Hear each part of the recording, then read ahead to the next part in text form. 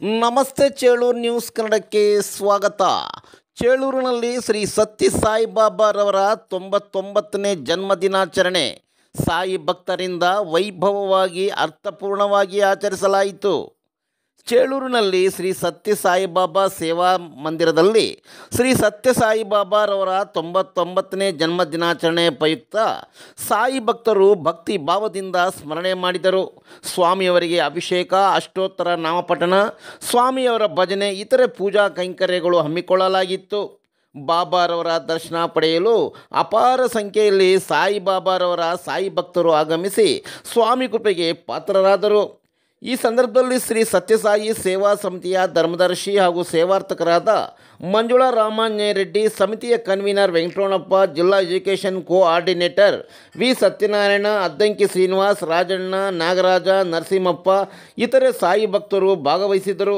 ಸಮಿತಿಯ ಕನ್ವೀನರ್ ಶ್ರೀನಿವಾಸ್ರವರು ಸಾಯಿಬಾಬಾರವರ ಮಹಿಮೆ ಬಗ್ಗೆ ನೆರೆದಿದ್ದ ಸಾಯಿ ಭಕ್ತರಿಗೆ ಬಹಳ ಅರ್ಥಪೂರ್ಣವಾಗಿ ವಿವರಿಸಿದರು. ಬಂದಿರುವ ಎಲ್ಲ ಸಾಯಿ ಭಕ್ತರಿಗೆ ಭೋಜನ ವ್ಯವಸ್ಥೆ ఏర్పಡಿಸಲಾಗಿತ್ತು. పరిపూర్ణ అవతారి భగవాన్ శ్రీ సత్య సాయిబాబా వాళ్ళ దివ్య చరణారవిందాల్లో మనందరి అనంత కోటి ప్రణామాలు అర్పిస్తూ అందరికీ మరొకసారి స్వామివారి 99వ జన్మదిన శుభాకాంక్షలతో, అదేవిధంగా ముందర శత జయంతి ఉత్సవాలు చాలా వైభవంగా మన చేలూరు సమితిలో చాలా వైభవంగా జరిగిపోతున్నాయి.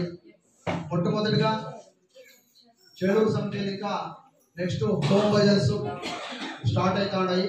అదేవిధంగా గ్రామ సేవలు, నారాయణ సేవలు, హాస్పిటల్ సర్వీసు, ప్రశాంతి నిలయం సర్వీసు ప్రతి ఒక్కటి జరిగిపోతున్నాయి.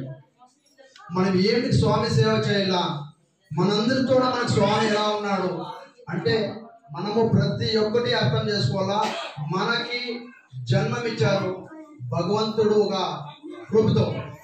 ఆ భగవంతుని సేవకు వచ్చేదానికి ఆ దేవస్థానానికి పోవాలంటే టైమింగ్ అడుగుతారు. ఎంతసేపు స్వామి భజన? 6:10గా 6:10కి 6:30 లాస్ట్ అంటారు. నిజంగా మనకి భగవంతుడు జన్మం ఇచ్చినాడు. ఈ ఒక జన్మభూమిలోకి మనం వచ్చినాం. మనం ఏమిచ్చి మనం భగవంతుడు రుణం తెలుసుకుంటాం చెప్పండి? ఏమి చేసినా మనం భగవంతుడు రుణం తెలుసుకోలేము. భగవంతుని సేవలో అంటే మీ ఇంట్లో అన్ని పండిసి పెట్టి భగవంతుని సేవకు రమ్మన్నా. అయితే మనము ఎక్కడ పర్వదినాల్లో కానీ ప్రతి గురువారం కానీ మన శ్రీ సత్యసాయి సేవా మందిరంలో సుమారు 4 ఏళ్ళు ఇంకా మనము ప్రతి గురువారము సహా సాయంకాలం 7 గంటల ఇంకా 8 గంటల వరకు భజన జరుగుతూ ఉంది. ఈ యొక్క కార్యక్రమంలో అందరూ పాల్గొని భగవంతుని కృపకి పాత్ర కావాలా. భగవంతుని కోసం మనం రావాల్సిన అవసరం లేదు. మన జీవితాన్ని మనము ఉద్ధారమైన దాని కోసం మనం భగవంతుని దర్శనం తప్ప మనం మనమేం చేసిన పని లేదు. భగవంతుడికి అన్నీ ఉన్నాయి, భగవంతుడు మనకు అన్నీ ఇచ్చినాడు.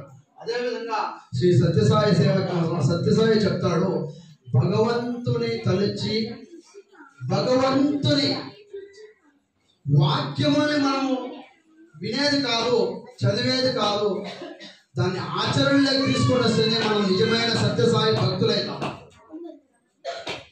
ఒక స్వామి ఇచ్చిన ఆధ్యాత్మిక విభాగం కావచ్చు, శైక్షణికంగా విభాగం కావచ్చు, అదేవిధంగా సేవా విభాగం కావచ్చు. ఈ ఆధ్యాత్మిక విభాగంలో ఏమైతుందంటే మనము పొద్దున్నే లేచినప్పుడు ఇంకా సాయంకాలం పడుకునేదానికి వరకు భగవంతుడు గమనిస్తూ ఉంటాడంట. ఈ భక్తుడు, ఈ మనిషి ఎన్నిసార్లు నన్ను తలిచినాడు, ఎన్నిసార్లు తల్లిదండ్రులు తెచ్చుకున్నాడు, ఎన్నిసార్లు పెళ్ళా బిడ్డతో తలిచినాడు. భగవంతుని అంటే భగవంతుడు ఒకటే తెచ్చుకునేది కాదు, తల్లిదండ్రులు తలుచుకునేది కానీ మన సేవే. అది భగవంతుడు ఇచ్చిండేట మనకు వరం. అని తల్లిదండ్రులు అంటే భగవంతుడు ఇచ్చిండేట మనకు వరం. అదేవిధంగా శైక్షణికంగా తీసుకోండి, శైక్షణిక గురువులతో గుర్తించేది మన కర్తవ్యం. ఇప్పుడు స్కూల్లో పిల్లలు మేస్టర్ పాఠాలు చేస్తూ ఉంటాడు. ఎందుకంటే ఇదంతా మనం తెలుసుకోవాలని చెప్పేసి మనం చెప్తా ఉండేది. పిల్లోళ్ళు మేస్టర్ పాఠం చేసి వచ్చింటాడు. నా కొడుకు 20కి 25 తీసినాడు. మా మేస్టర్ మంచివాడు. నా కొడుకు 15 మార్కులే తీసినాడు. ఏం చేసినాడు ఆ మేస్టర్ చేసేట్ల పని ఆ మేస్టర్ మనం ఇస్తూ ఉండేది ఏమంటే ఆయన చేసింది ఎట్లా ఒక సేవకు మట్టుకే మనం ఇస్తామేమో తప్ప గురువుని రుణం మనం ఎప్పుడు కనుక తీర్చుకోలేము. గురువుని రుణం మనం ఎప్పుడూ తీర్చుకోలేము. అదేవిధంగా సేవా విభాగంలో చూడండి, ప్రతి ఒక్కటి తల్లిదండ్రులు ఇంట్లో ఏమన్నా ఈ పొద్దు చాలా ఒక బాధాకర విషయం ఏమంటున్నా, అనాథాశ్రమాలు జాస్తి అవుతాయి. ఎందుకు అనాథాశ్రమాలు జాస్తి అవుతాయి? మన హిందూ సాంప్రదాయంలోనే ఎక్కువ అనాథాశ్రమాలు అవుతాయి. ఎందుకు అవుతాయంటే తల్లిదండ్రులు మనం ఎప్పుడు సరిగ్గా చూసుకోలేదో వాళ్ళు అనాథాశ్రమం ఒక అనాథాశ్రమం జరుగుతారు. అయితే ఒక చిన్న ఒక 2 సెంటెన్స్లో మేము చెప్తాము. ఒక తండ్రికి కొడుకుంటాడు, కోడలు ఉంటుంది. ఆ కొడుకు కోడలు అన్యోన్యంగానే ఉంటారు. వీరికి కొంచెం కాళ్ళు చేతులు కొంచెం సచ్చిపడతాయి, అంటే కొంచెం 65 ఏళ్ళు దాటుతాయి. నాయన నాకు కాళ్ళు నస్తా ఉన్నాయంటే ఆయన కొడుకు ఏం కాల్సింది తెచ్చిస్తా ఉన్నాడు. కోడలు చూస్తా ఉంది. ఎన్నాళ్ళు చూస్తారు, కొన్నాళ్ళు చూస్తారు. ఏమో కొంచెం తలభారం అవుతుంది. ఈ ఎమ్మకి తలభారం అయ్యేపటికి కొంచెం కొంచెం కొంచెం కొంచెం ఆయన పెట్టేట్ల టార్చర్లు అన్నీ, ఆయన టార్చర్లు కాదు, భగవంతుడు ఆయన దగ్గర పరీక్షలు పెడతాడు. నా కొడుకు ఎలా చూసుకుంటాడు అనేసి. ఒకరోజు ఒక ఆయన వచ్చేసి నాయన నాకు అది బెడ్ ఇలాగేలా అంటాడు. బెడ్ ఇలా ఉండే బెడ్ ఇలా వేయరా అంటాడు. వేస్తాడు, ఓపిక వేస్తాడు, ఖుషిగా వేస్తాడు. మా తండ్రి అడిగినాడు కదా, ఏమి అడగలాగా. మళ్ళా కొంచెం మళ్ళీ పోయాడు ఆయన పక్క, ఆయన బెడ్ పడుకుంటాడు. ఈయన మళ్ళా నాన్న నాకు కాళ్ళు వస్తాడు, ఇది ఒకటి తీసుకోరా, ఇక్కడ బండేరా అంటాడు. ఇక్కడ బండేరా అంటాడు. ఇక్కడ బండేస్తే అప్పుడు కొంచెం గీరుకుంటాడు. ఇట్లా ఏంటప్పా ఇది, మళ్ళా ఇక్కడ బండేస్తాడు. మళ్ళా పోయి మళ్ళా బెడ్రూమ్ లో పడుకుంటాడు. మళ్ళా వచ్చేపటికి మళ్ళా నాన్న నా కాళ్ళ చేతులు 2 చచ్చిపడిపోయాడు, నా ఇంకా కాలాదురా అంటాడు. వీణ ఏందప్పా అనేది, ఏంది నీ కర్మ అంటాడు. ఇన్నాళ్ళ కోసం నేను ఇదే ఆలోచన చేస్తా ఉండా. ఏమి ఆ రోజు నువ్వు చిన్నగా ఉన్నప్పుడు నా మీద మలమూత్ర విసర్జాలు పడ్డావే, ఆ పొద్దు నిన్నేమన్నా ఎత్తి పక్కన వేసేసి అంటే ఈ పొద్దు నువ్వు ఇంజనీర్ అయినవాడిగా. ఇదే నాయన మానవ జీవితం తత్వం మనిషి చెప్తా అంటాడు. ఆయనకి ఆమె వస్తుంది. ఆమె వచ్చేసి అంటే ఇదంతా కాదు, ఫస్ట్ అనాథాశ్రమం చేస్తాను అంటాడు. అంత లోపలే ఈయన ఒక పెద్ద అనాథాశ్రమే స్థాపించేయంటాడు. పెద్ద అనాథాశ్రమం స్థాపన చేసినప్పుడు ఆ యొక్క ఆమె ఫస్ట్ తీసుకోమంటాడు, కార్లో తీసుకుపోతాడు.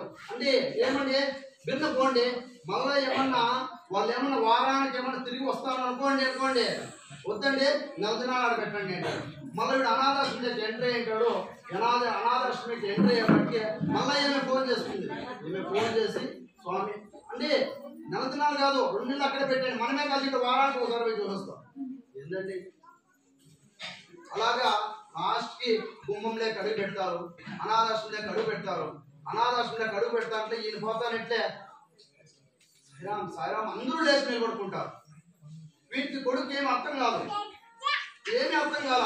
ఎలాంటి అనాథాశ్రమం ఆయన ఓపెన్ చేయనట్టు ఆయన అప్పుడు పోయినప్పుడు వాళ్ళకు చేరేసి కుసలు పెట్టి ఏం స్వామి ఇట్లంటే